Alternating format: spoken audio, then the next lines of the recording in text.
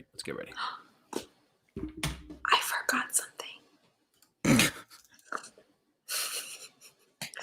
Welcome to another episode of the OC Podcast. I am your host, Ricky Valero. On today's episode, we're going to tackle Season 1, Episode 8 of the OC. As always, I am joined by my co-host, Kenzie. How are you today? I am so good. She doesn't have anything to do with the OC, but I can't stop envisioning her as Marissa. So happy birthday, Dakota Johnson. Would have been an interesting Marissa. You're welcome for throwing that out there in the first 30 seconds. Can you imagine? It would have been quite interesting, right? Yeah. You know what I mean? Yeah. I would, you know what? Reboot the OC, do the entire cast the same, but put her as Marissa. Do like the college years, the OC college years. And then let's do it. I mean, Dakota Johnson's too good for that, but I'll watch it. I'd watch it anyway, right? Because I read it was her birthday, and then I watched the episode, which I normally watch the episode the day before, but watching it the day we record is life-changing. And then I couldn't stop imagining her as Marissa, and I was like, I don't know why my mind went here, but and it's a very Marissa-centric episode. 100%. I mean, very, very, very, very, very. But no shade to Misha Barton. She's great. Absolutely. All right, folks, Season 1, Episode 8. We appreciate you guys following along and listening to us each and every week here. This episode, titled The Rescue. Are you ready for the synopsis of our episode? I can't wait. Is it a good one or a bad one? Every week, I don't look at it on IMDb and to be shocked by what you read me. All right. The first line is, "It can't stay in Mexico."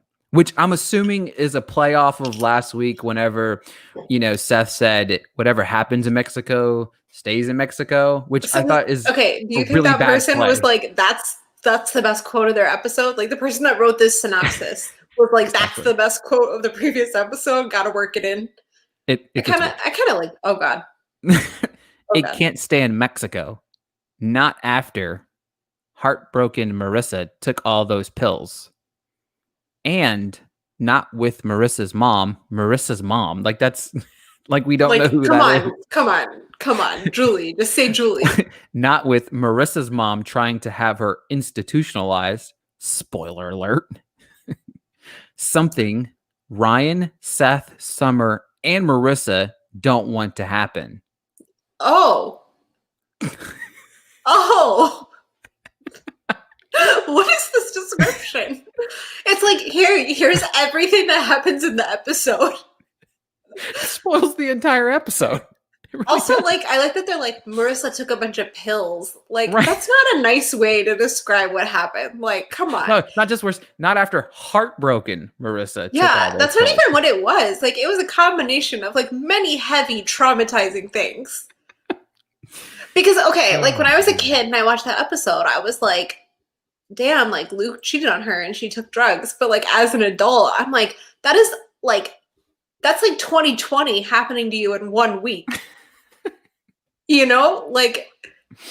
Oh my God. Oh, man. Heartbroken Marissa. Oh my God. Marissa deserves better than this. These synopsis, they need some work. They really do. The opening of the show is extremely awkward. It's really serious and sad, right. But I couldn't stop laughing at how mad Kirsten and Sandy are because I'm imagining it from Seth has never been in trouble, right? Right. So you have to remember that thing with the Range Rover, the Shark IMAX movie. I'm doing air quotes for everyone listening. That whole thing happened, and then it's when you're a kid and you snuck out and you did something bad and then you got caught doing something even worse. So your parents are mad at you for one, sneaking out, and then two, whatever else you did. So now it's they said they were going to Comic-Con, this innocent thing. Right. They went to Tijuana, Mexico. Yes. And someone OD'd and could be dying. What? I know. So Sandy and Kirsten are dealing with this really heavy thing, but I still felt it was not, I don't know. It was just weird. She's like, do you want sesame or plain? I'm like, right. Dude, no one cares about bagels. No one cares about the bagels. She was aggressively holding those bagels. Like, and she had that. They have that fancy bagel slicer. Like those are like for only people that eat bagels like on a regular basis. Because like if you just like, oh, I'm gonna buy bagels, you use a knife and they're uneven. But the Coens take bagels seriously, so they have that bagel slicer. I'm like, Kirsten does not need to be near anything with a knife right now. Like, absolutely not. A slicer, like she was like, if looks could kill, Kirsten would have killed a few people. Like, angry mama bear. Let's just say that. Hands down. So they get the call. They go to the hospital. Okay. And as they're in there, it's hilarious to me. Okay, then Julie shows up, obviously, to kick the Coens out of the hospital. Literally, where was she? Right, that's like, was she off getting? You care so much. Yeah. Okay? Then why'd you leave? So, like, literally, the Coens just showed up, only to be kicked out 5 seconds. They literally just arrived, as we see. That's how we see it, right? You know what I mean? We see them walking into the hospital room to see Marissa. Like, they weren't even all the way in the room. Like, Ryan and Seth were, but like not the rest of them. Like, it was weird. Kristen and Sandy were just chilling, like, kind of by the doorway. Like, in that weird, like, are you going to invite me in? Space in the doorway. And then Julie's like, get out, right? And then, of course, as they're leaving, which is very strange, right? As they're leaving, she then yells down the hallway, Ryan, come back here. Okay. If you were Sandy or Kirsten in that situation, would you have accompanied him? Yes.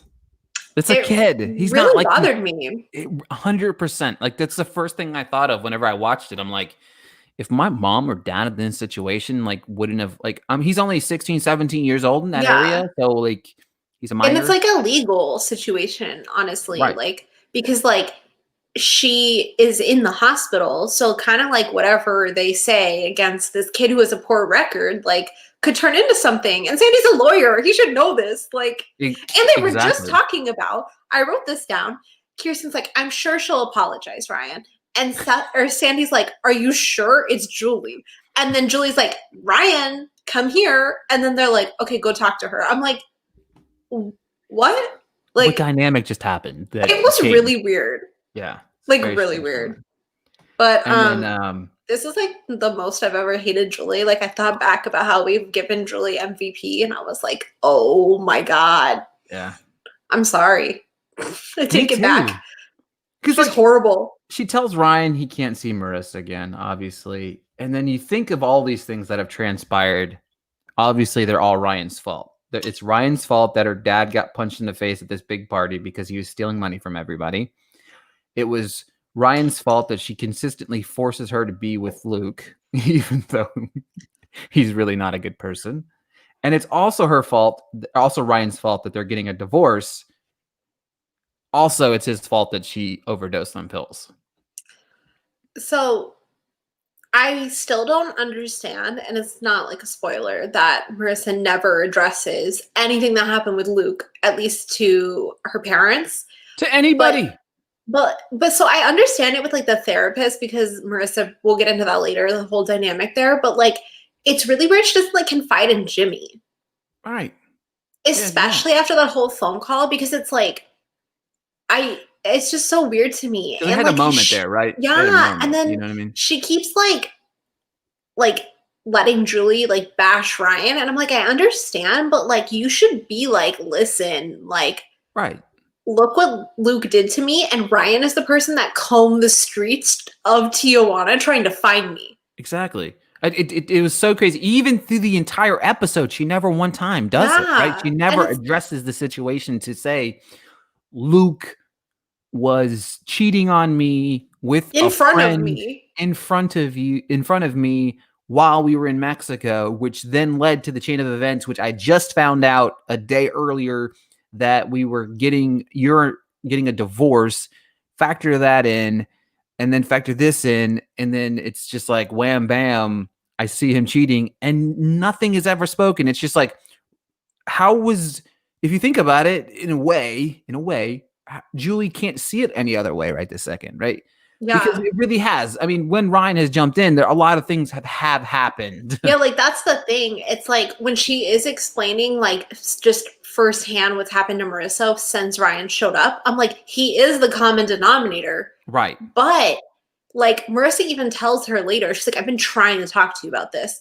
And I'm like, she's been trying to be like, Mom, I'm like unhappy. Like, Right. I don't like all these, like, I don't want to just go through the motions. I want to be like living. She's like, Right. I can't just be with the guy you want me to be forever because that's what you want. Like, Exactly. and it's like, we'll talk about this later when we get to her comment of she didn't want to kill herself, but like, she doesn't want to bring these things up because she doesn't want it to be like, oh, she went through A, B, and C and wants to kill herself. But like, when Julie's like attacking Ryan, she doesn't know any of this other information. So she's not really like completely wrong. It's just like infuriating because she is wrong. She just doesn't know. Exactly. And that's the thing. Like, again, that's what I'm saying. Julie has a strong point that all of these things have transpired. Even if you take out the idea they're getting a divorce and her dad's stealing from the entire town and her mom's really just not a very good mom if you take out all those things. Like all these other things, the house burning down. But exactly. Like, she was involved in the house burning down. She was involved in, several other instances, the gun going off with Luke at the part, you know what I mean? All of that stuff. You know what I mean? Exactly. And the crazy thing is not to get too far, but it never one time is addressed the entire episode. Really wild. Like it's weird. I hate it. Absolutely. So we get their first introduction to the school, right? I was so excited. Because we've talked about this a few times on the podcast. Like, where is the school? What is going on? Is it summer for 9 months? Like, yeah, get to the school. We're 8 episodes in, finally seeing the school, which is hilarious. It's crazy. We're following teenagers right now. Yeah, like it's a high school show, and it's like 8 episodes in. Here's their high school. And they're just registering right now. So yeah, I love that Seth is wearing his messenger bag to establish that Seth is not a backpack person. Yeah. Like there's like 3 kids in high school. The kids like Ryan. I think Ryan gets a messenger bag eventually, but people that carry their books, people that have backpacks, or people that have messenger bags. And there's not one moment, even before you see Seth with a messenger bag, that you're not like, he's a messenger bag guy. Like, absolutely. I was definitely I carried my books. I didn't have a backpack. Messenger bag. I love whenever they see Kirsten and he says a line, my mom's more popular than I am. Okay, can we talk about how rude that was though? Seth says hi to 2 teachers and they don't say anything back. And I'm like, at least be like, hi Seth. Like, you don't have to be like, how was your summer? Like, just be like, hi Seth. Like, I don't know who these teachers are, but next. Dismissed. We transition to Sandy moving into his new digs. Really crazy. It is very weird to kind of see him in that dynamic. There's one scene, I didn't mention it while we were talking about it a minute ago. Whenever they show up to the school, he says it, but this is one of the things I want to highlight that I love the writing on the show is they were talking about, I guess they had a state-of-the-art gym at the lawyer facility. And she said, well, you didn't have that over there at whatever. And at the DA's office. Yeah. And he goes, no, we had a basketball hoop, which is a playoff of exactly what Ryan said to Seth whenever he's like, you have a swimming pool and a tennis court. And then Sandy's like, well, you didn't have that. No, we had a basketball hoop. And I love that both of them say basketball hoop because it implies it's just exactly you put somewhere. Like, it didn't actually belong. Court. They didn't say basketball it's just court. the hoop. Just the hoop. It's so funny because it brings back every time Sandy has been like, I am Ryan. Exactly. And you're like, is he? Because he lives in this McMansion, like has this nice life, but you're like, he was Ryan. Yeah, it's so sweet. It's perfect writing. Perfect. It's great. It's just the matter of moments of whenever it kind of transpires, right? Mm-hmm. You know what I mean? Happens. It's really subtle. Very much so. I do love. First thing we do know that Kirsten loves Seth, right? You know what I mean? Yeah. She would do anything for a kid. But when we see her stand up for Ryan it's so the dean, sweet. To the dean lady. I don't remember her name off the top of my head. Kim. Yeah, Dr. Yeah. I love Dr. Kim. She's not my MVP, but she's so funny. She's hilarious. And it's one of the few TV shows where the teachers don't get recasted. Like the first time you see them, like she stays she played that same actress. I don't know her name. I should look her up. she plays Dr. Kim the whole series. And I feel like the writers of the show did Gossip Girl and they recasted the headmistress and it was very confusing. And they just never addressed it. But it's like Rosalind Chow. Okay, shout out to Rosalind Chow because she is like really funny but like scary at the same time. Like I felt like I was in trouble and exactly. Obviously very important to her character. But yeah, exactly. I loved Kirsten standing up for Ryan. It was so sweet. But I love that like in that whole thing, like Kirsten stands up for him while she's kind of coming out at Ryan. And then Ryan also stands up for himself, but like when Kirsten's doing it for Ryan shoots Kirsten a look like, aw. And then when Ryan is standing up for himself, Kirsten like shoots him the same look. And it's so funny. Right. Like, yeah. She's like, yeah, you get it. Like you stand up for yourself. Like, exactly. It's so funny. It's kind of a theme throughout the episode. If you really pay attention to the episode, if you're watching at home there, you kind of see where we see, I think Seth kind of grows into, or not Seth, Ryan kind of grows into his own in this episode a little bit. He talks a lot in this episode. He does. He's kind of, which is mentioned later. Yeah. It's kind of funny. But he kind of stands up for himself a couple times in this episode. It's kind of nice. You feel like he's kind of growing into the person that he's kind of not wanting to be yet. He doesn't know where he wants to be. Obviously, they kind of talk about that a little bit with the college thing and stuff like that. But he stands up for himself. You know what I mean? I don't think he would have done that 3 or 4 weeks ago on the show. You know what I mean? Like you can tell him being around supportive people is like helping him find his voice. Absolutely. And it's like so sweet because it's very subtle. Like they're not like shoving it in your face. It's something you have to pick up on. And I love that because we love character building here. Absolutely, because like it's the little things that we talk about on the show that makes it so good, right? It makes it different from other shows kind of like this. Like we talked about this, as stupid and as little as the basketball hoop thing is, it's very relatable because it shows you what they drive home to you, that Sandy likes Ryan so much because he sees himself in Ryan. So that little stuff like that. And then of course you see the character building within Ryan as you see him build the confidence, and you see it throughout the episode. You don't see it just in this particular moment, you see it throughout the episode. Love it. We transitioned to a very awkward moment between our fancy love-hate relationship of Summer and Seth. It's so bad, man. I like covered my eyes. Like I was like, so this is painful. But like at first it's so Seth. Pure, like because Seth is sitting waiting for Ryan and they're beautiful. Like I can't believe this is a school. They're sitting there. I mean, he's sitting there by himself. And then Summer comes up to him and just sits down with him, which is not something she would have done a few episodes ago. No. So you're under the impression, you're like, Summer's changing. Right. But then a minute later, you're like, absolutely not. Cheerleaders walk by and he says, old rules apply. And I'm just like, oh, poor Seth. It's so uncomfortable. I hate it. And then we transition to Julie, which... Can we talk about this for a minute? Okay. I'm a very big highlights. No, actually, I wasn't going to talk about the worst highlights I've ever seen. So my thing is this. Look, I'm a big proponent of, I believe parents shouldn't fight in front of their kids, right? I'm a big proponent in that, big time. It doesn't. If you want to fight, you got to take it somewhere else, right? You know what I mean? Exactly. That's shout out to my parents. I've never seen them fight. Right, exactly. So like I've never seen it happen. Right. So and that's a testament, right? You learn from something like that. You know what I mean? It's you understand that there's struggles in a relationship, but parents should be unified in front of their child. So to me, what blew my mind is we know Marissa's in and out, right? You know what I mean? We know she's kind of in and out. She's kind of drugged up a little bit from the hospital, kind of coming back down from being, damn near overdosing. So Julie pulls him to the side. Pulls him to the side, but is still inside the room with Jimmy, and she does not whisper at all. No. You know what I mean? She's not whispering. First thing is, why couldn't she pull him outside the room, close the door? It's so bizarre. Right. Second, she is such a piece of garbage. She's the one who is like, we need to be united front, and I'm like, so why are you blaming him?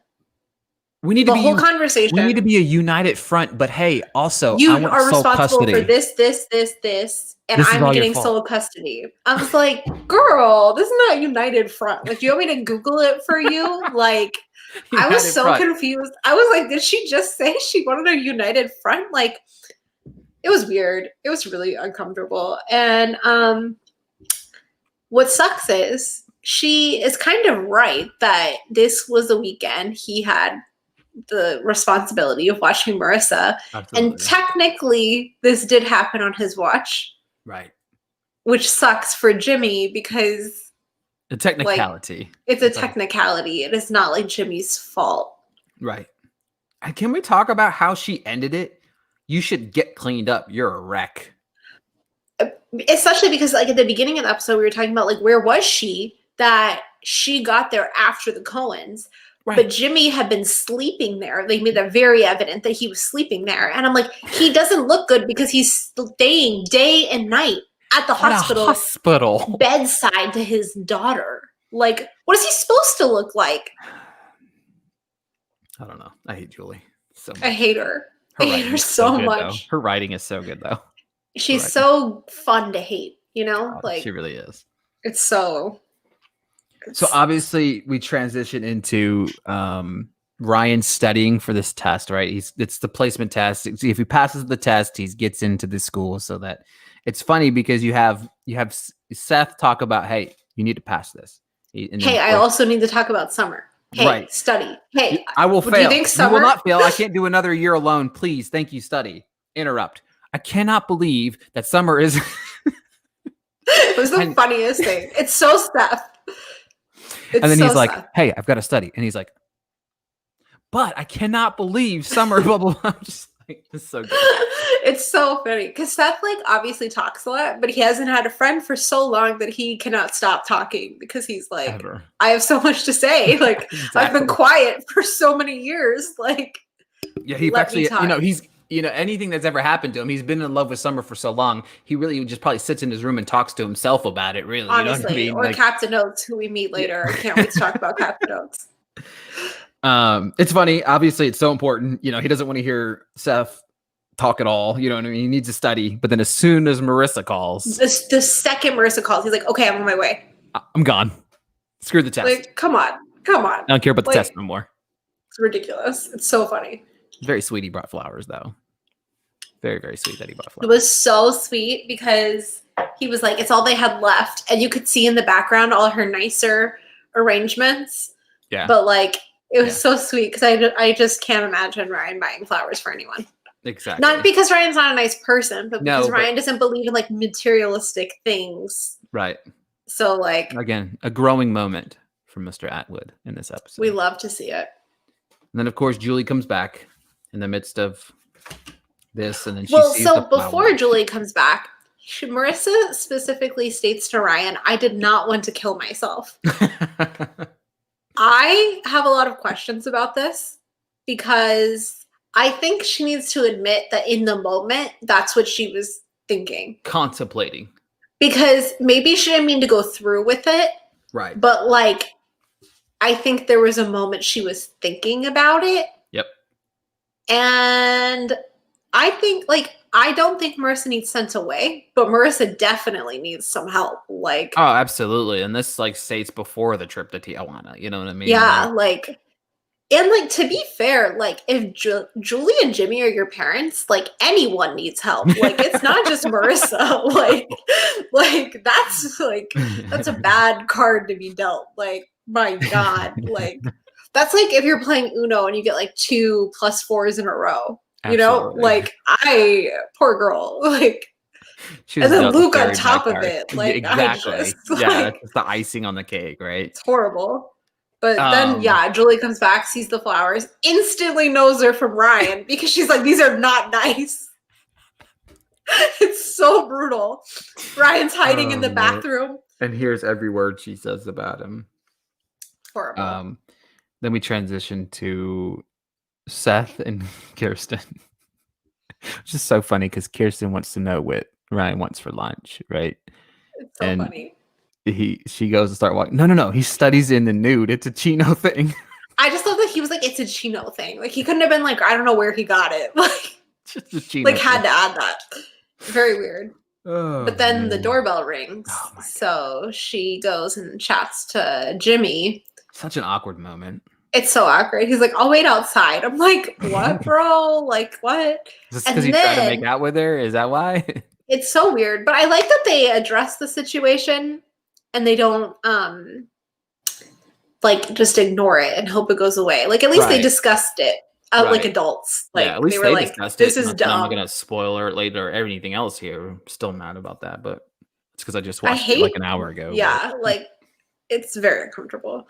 But then he does come in because they're adults. But yeah, still. Can he stop like going to to Sandy for like free legal advice? He's like, I stole millions of dollars from my clients. Like, can you bail me out like with free legal advice? He's like, cool. I like need a divorce attorney. What's up, Sandy? Like, come on, bro. Like, and like, what kind of lawyer is Sandy? Like, you don't know how to do all these things. No, you don't. Like, you might know a few laws here and there, but like, you don't. You can't specialize in every single like divorce, custody. Like, come on, embezzlement. Like, Sandy Cohen's attorney at all law. Apparently. Like, no more Roman J. Israel Esquire. It's like Sandy Cohen Esquire, all laws. Like, it's weird. It's very weird. Obviously, we find out Julie's sending Marissa to the mental institution in San Diego. We also see a moment where Julie throws the flowers in the trash can because Marissa sneaks into the bathroom to give a call to her very good friend Summer. Which is really a transition into probably the best moment of the entire episode, where Summer comes to Seth's room. Yes, you know what I mean. And Seth is like, "Mom, I'm studying naked," and Summer's like, "Ew." Summer. Oh God, such a great moment. It's so funny. It's so pure. And then the way, especially when she comes in and she's like, "Who's that?" And it's Captain Oates. It only took 8 episodes, but Captain Oates is here. I love how he says, "Who is that?" Nothing. Nothing. No one. What's its name? No, nothing. It doesn't have a name. And she's like, "Come on, Captain Oates. Okay, what do you want?" Like, because like this is a dream come true for Seth right this second, right? Yeah. Summer is in his bedroom. You know what I mean? It's like, so funny. Yeah, he has his plastic toy horse out. I love how she kind of semi calls him out, and she's like, "Yeah." He's like, "I'll just go with you." He's taking his test, and he's like, "We need to take on Julie Cooper," and then he goes, "Yeah, we need Ryan." It's so funny. He's like, she's literally like, "Are you ready to take her on?" And he's like, "No, we need Ryan." Like, it's like, you're right. And then my favorite part is he's like, "That's my bed." When they're walking out, and she's like, "I know." Like, it's so funny. He's like, "But I needed you to know." Like, exactly. It's so funny. I love that we transition to Sandy, and I just love the fact that he's like booking all these court dates, even though it's like the opposite of what they really hired him for. It's so funny. It's so funny. She's like, "You have 7 clients and you book 5 court dates for them. Like, what are you doing?" Like, and it's so funny. Let me see a little sexual tension there. We get a little bit of the sexual tension from the what's her name? Rachel there. She kind of gives that little "do it for me" moment. It's so weird. It's because like they try to like say they've known each other forever, and I'm like, but like in a casual way, not like I know all your ins and outs. Like, It's really weird. It's all they try to do is like they try to hire him a bunch of times, and I'm sure they've gone to court and they faced each other a couple times. You know that's the kind of dynamic that they have. That doesn't mean we've been out to dinner and know everything. This is day 1 of Sandy's job. Yeah, it's really weird. Like, and then she leaves the line of like, I put my name on the line to get you hired here. Well, why? Like, it's very confusing. It's really weird. The dynamic is very confusing. So Seth and Summer go to break out Ryan, obviously, which is kind of funny because like we know, like it doesn't make a whole lot of sense. Like, how long is this test? That's my first question to you. How long is this test? I mean, a placement test is just to see it wasn't a placement test, right? It was an aptitude test. Yeah, aptitude test. Yeah. Okay, so it's just to see like how far you are, like what you know. Mm-hmm. But I feel like they'll be like 10 questions, like a subject. Like, they're not very like, especially because when he's holding it, it doesn't look that big. Like, it looks like multiple choice. Right. It looks like 3 or 4 pages. Tops. Yeah. And I'm like, there's no way. It's like, I don't know. It's just weird because they clearly know that like this is really fucking important for Ryan. And Right. they're just like, screw that. Come to the hospital, do something illegal. Right. So like that's my question. You couldn't wait another like 30, 40 minutes or so. It's and very then weird. I just thought it was very strange at this particular moment. I did like again as we transition with Ryan's development and character.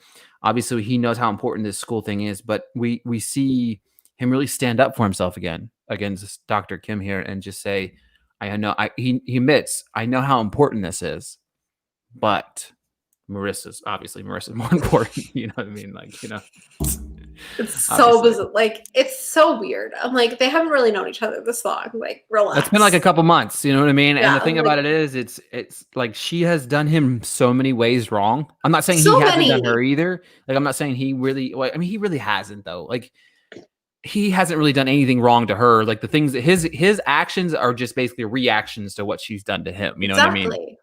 And it's just funny to me that he fights so hard for this woman that just has not really kind of ever really. And it's like just problem after problem after problem. And you're trying to get back on the right foot. It's so bizarre. Like, just let it go. Exactly. Seth's reaction to Summer dressed as a nurse is the greatest thing ever. It's so funny and cringy. And I'm just like, you're so lucky you're Seth Cohen that I'm excusing this behavior. Like, she just talks about how they're always dressed up like as candy stripers or whatever. And he goes, I should be hospitalized more. And she's like, do you need some help? It's so funny. It's so funny. Oh, man. Yeah. This next moment I really kind of enjoyed as well was we had a moment between Julie and Jimmy, right? And she goes and they kind of bicker back and forth because they're making the decision whether or not she needs to be institutionalized. And Jimmy's against it. Julie obviously is for it, obviously. And it's like so dumb because the person brings up, she's like, we can do therapy here. Right. And I'm like, so do that. Like, problem solved. Like, what is. And then Julie goes, don't make me call my lawyer. But then Jimmy hits her back with the don't make me call my lawyer. And it's like, it's so funny because she's like, you're a lawyer. It's so funny. But also, I'm like, who's his lawyer? Obviously, say, like, because he went to meet Sandy or whatever. And like, that didn't pan out. He's like, I'll figure this out. And I'm like, what? Like, it's very weird. I'm assuming he means Sandy. Oh, How does Julie not know that? Yeah, exactly. And then of course she goes out the door and says something to the doctor and says, hey, we both agree that, we should send her on her merry way to San Diego. Which is awesome. This is after the therapist sits with Marissa and is like, tell me about your mom. And she's like, how much time do you have? And I'm like, so this therapist knows the mom is like crazy and out to get her, and she just doesn't care. Right. Like doesn't bring up anything. Obviously, like you said, she offered both sides, right? She can do here / she can do this. And while we understand that, but at the same time, like the doctor doesn't do any investigation into the relationship of the parents, like fully, like, hey, I need to talk to you two guys about this, like what's going on. Because like if you think about it, there's so many different dynamic things going on with this family. And I would send them all away. Right. Yeah. You're going to an institute. You're going to an institute. like they all need some time to focus on themselves and stop causing harm to each other. Exactly. I love whenever Seth and Summer have a little moment here. Whenever they're talking about the book that he's reading, then she talks about how she read it. Like, I can't believe you read it. Like, it's so funny. And he goes, "You're a strange and mysterious woman, Summer." So sweet. I do think that this is some of the best writing for Summer that we've had so far. She still has her moments where I'm like, oh my God, but she's gotten better. Obviously, we're breaking her out. You know what I mean? It's happening. And then, of course, we open the door and big bad Luke is there. I was so annoyed. I was really strange that it took us this long into the episode to see Luke pretty finally. Far in. Very far in. And then we finally see. I wish I could see Luke finding out that Marissa overdosed. Right. Because he was probably with Holly. Probably like. I'm just being a shitty finish what I person. started. I'm going to finish what I started. And then we obviously, of course, Luke does the The takes honorable theirs. thing. Yeah. He has no real choice here. You know what I mean? Like he doesn't really. I mean, what is he? What card does he play here? You know what I mean? Like he has to play this card the way he is because. Yeah. I mean, You what does he can't do? really, Call like- Julie? You know what I mean?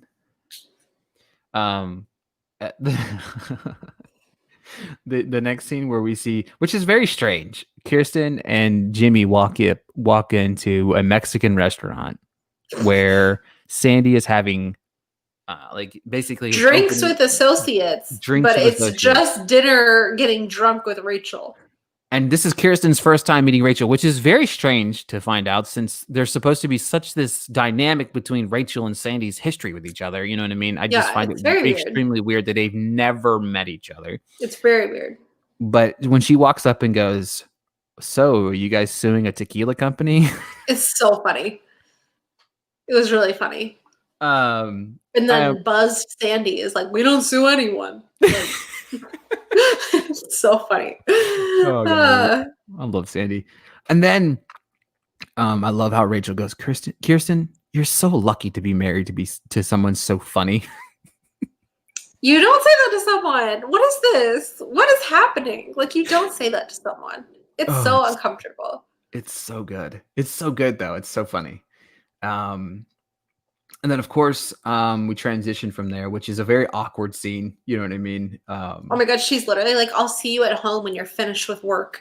Exactly. Such a strange moment. Like, it's so uncomfortable. We transition. Jimmy comes home. All with the lights are out. He has some pizza. It looks like he has breadsticks on top. The lights are out. Can we talk about the lights are out? Yeah, it's really weird. I didn't get it. Four people in the living room just chilling. Was it like surprise? Like, it's very weird. It's not a birthday party. Like how long were they sitting with the lights out? Like we don't like. It has to be a while. Because it was light out when they left the hospital. Right. When they left the hospital, it's light. It's dark by the time he gets home. Like, what is going on? It's dark outside, so it's not like there's light beaming into the house. Like, yeah, it's very weird. That's a weird thing. Obviously, Jimmy was right here, right? You know what I mean? I don't need to tell. Right. I don't need Julie to think that, I'm hiding you out. I broke you out because it's just going to make me look terrible to the courts and et cetera, et cetera, et cetera. That was, expected moment, you know what I mean? Obviously. And then, of course, he takes a step outside and then, why would you do that? She just escaped the hospital. And you're like, let me leave her alone in a room with the people that broke her out of the hospital. Exactly. Like, come on. I think it's because obviously he didn't want her to hear him say, even though he doesn't really close the screen door. Yeah.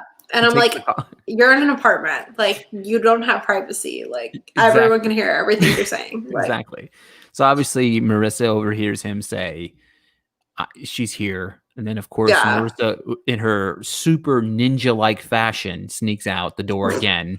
She walks and moves like a ninja because this is the second time we've seen her sneak out of a small environment and nobody heard anything that was going on. So funny. It's so funny. Does it to Summer? Does it to Jimmy? Just does it to anyone when their back is turned and they're in another room? She's gone. Walking out like a ninja. And then I did think it was a very sweet moment where Ryan did offer to stay away from her. Yeah, she's like, I don't want that. And I was like, cute. They're finally going to be a couple. And then, of course, we transition to, which I find hilarious, is Kirsten is literally waiting up for Sandy to come home. She's literally like drinking coffee, sitting in their like formal living room. Like, how was work? I'm like, he was drunk, eating chips and salsa. Like, come on. I did love the fact that he called their ass out for spending like an entire weekend with Jimmy, which he never, like, he doesn't, like, it's okay. That relationship is very weird, right? Very weird. Very weird, right? And like everyone, including Kirsten, knows how Jimmy feels about her. And like, he still lets her go, not like lets her, sorry, that's bad. Right. But like, he doesn't like question that she's going to help. Yeah. He trusts her. That's it's like, you can trust him. But I think the root of the issue was that he kind of like doesn't say anything. Like, he just went to dinner and didn't say anything. And like, his work told Kirsten he's at dinner with associates, and it was just Rachel. Exactly. Yeah. Well, yeah. I mean, that's the thing. Like that's the thing for me is like the dynamic there was good because he calls her out, she calls her out, and then but at the same time they come down to the moral of the story is, look, we trust each other. You know what I mean? Yeah. Like, you know. So I like them as a couple. It's a so civil, much. like it's how they're like, civil. If we need relationship goals in society, if people want to watch that scene of how people should handle. Except Kirsten neglects to tell him something. Well, that part, obviously, yeah. Let's not forget about the part where she's don't lie to your significant other about being kissed by somebody else, guys. Yeah, I completely forgot about that moment. Don't watch up until that. But yeah, I just completely. I'm ready to give her all the credit in the world, and I'm like, oh, wait a minute, nope, just kidding. It says right here, Ugh had a chance to tell him, and then nothing. But honestly, like at that point, she's already held on to it for so long, like. And the thing about it is, so look, I already told you, like, I felt like she let him have the job as a substitute for Jimmy kissing her, right? And now she's like, I'm okay with you having your little fun with Rachel over here for a night, because in the back of my mind, I still know that Jimmy made out. So cringy. God, I hate it. It really is. I love when Ryan calls Sandy. He said, if I learned anything, you don't want to go to court. You want to settle. It's so funny because I'm like, does Ryan know what he's talking about? Like, it's a great dynamic. This is a great moment. I really like this a lot because this was a good way to handle it with Julie. Right. And if we learned anything from this episode is that you need a witness around Julie Cooper. You cannot just be alone with Julie Cooper because she will do something to like mess up whatever you're trying to get accomplished. So Ryan and Marissa could not talk to Julie one-on-one. They needed chaperones. And I love when Ryan is kind of getting snippy and Sandy's like, watch it. Like, yeah, like it's so funny. We want to do this, but at the same time, we want you to have respect for her. You know what I mean? Ryan was showing a little bit more confidence, what we've talked about throughout the entire episode. But at the same time, Sandy's like, respect your elders. You know what I'm saying? At the same time, you know what I mean? It was like you're riding a fine line right now. We're letting you have the floor, but be respectful about it. Exactly. You know what I mean? It's an overall very interesting dynamic because like between the two that we have there, Ryan's really calling her out. I love that he's like, you're from Riverside, right? And she looks at Sandy. She's like, did you tell him this? Like, it's so funny because every time something's happening, someone brings up that Julie's from Riverside. And she's like, no. Like, exactly. I'm like, girl, you are from Riverside. Yeah, like stop faking it. You really are. And then, of course, we have the moment where Marissa tells her that, she wants to live with her dad, and Julie takes it as Julie takes everything in her life. For a moment, I was like, wow, Julie cares about Marissa, but then she's Julie, and I'm like, she does not. So yeah, she always has to be Julie, which is again a testament to the amazing writing of Julie Cooper. Because it's like for a second you're like, oh my gosh, she's tearing up. She cares about Marissa, and then she's like. She snaps right out of it. She snaps right out of it. It's over. She's like, this isn't over. And she like runs out. She's like, I'll see myself out. I'm like, okay, Julie's back. So funny. And then we have a sweet little moment with Seth and Summer out by the pool being all cute. And he's just like, you're not going to be able to resist this. Basically is what he's saying. You know what I mean? He's like, when we go back to school, you can't ignore this. And I'm like, yes. I mean, she's had a lot of time ignoring you. She's got practice. Like, don't think it's gonna be that hard. Like, but let's talk about how Kirsten comes outside, right? And then Summer leaves, and then she like looks back at Cohen a little bit, and that's just cute. Like such a and it was a real honest smile from her, right? You know what I mean? I wonder if this is when they started dating, the actors Rachel Bilson and Adam Brody, right? Because I know they started dating the first season. I'm like, I wonder if like as their relationship, Seth and Summer's relationship takes off, is like that when Adam Brody and Rachel Bilson's relationship also takes off. It's so funny. It's interesting because like it's a really good moment, right? It's that moment.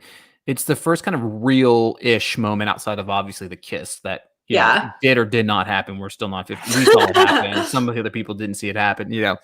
But it was just a sweet moment. And then I love whenever Seth corrects Kirsten on saying Tijuana, right? It's like, it's Tijuana. You're so white, Mom. It's so funny.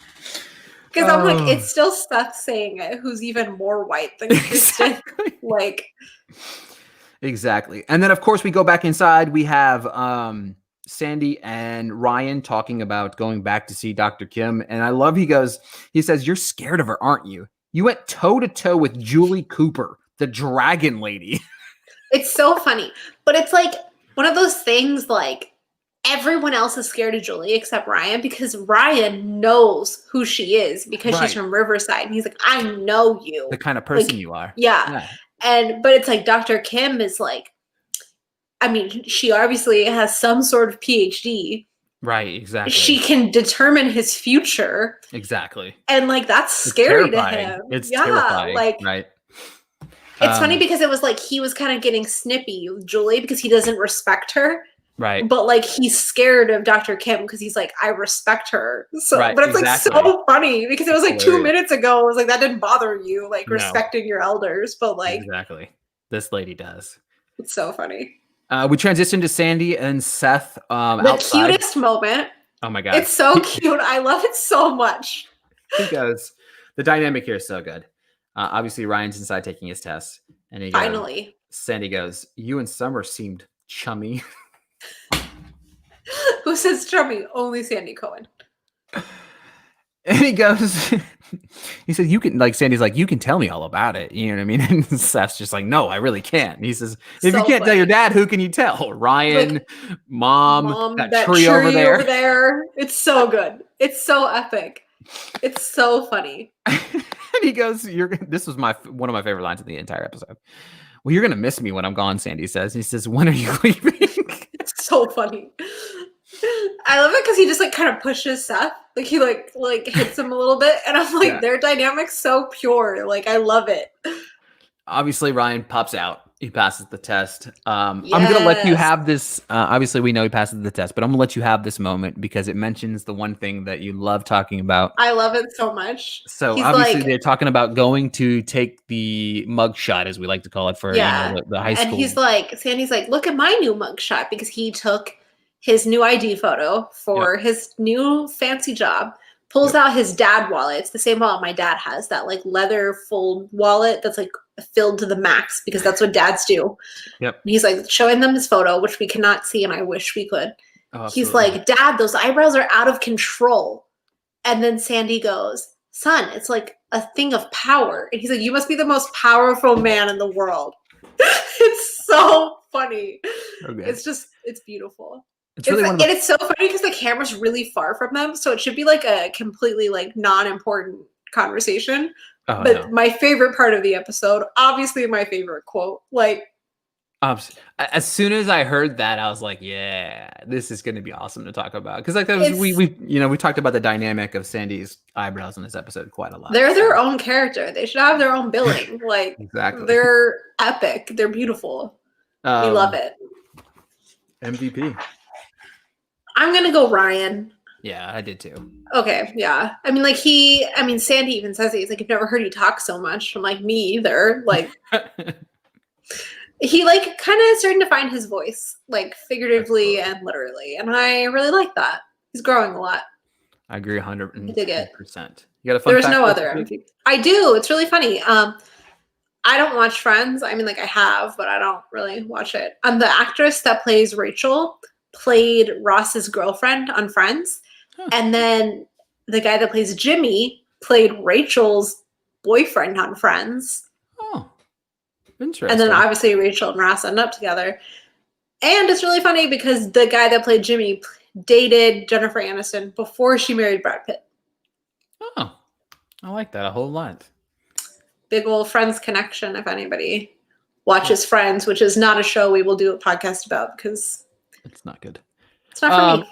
Yeah, it's not for me either. So do us a favor, head on over to Twitter, give Kenzie a follow at Ken's Vanunu, give myself a follow at Ricky Villar _. Head on over to the musiccitydrivein.com to check out all of our latest movie reviews, articles. We got content pumping out left and right over there. And folks, thanks so much for tuning in and consistently supporting the podcast, listening to the podcast. Kenzie and I really, really do appreciate it. It makes this even a better experience for us each and every week to have the communication with you guys. And until next time, we'll talk to you guys later.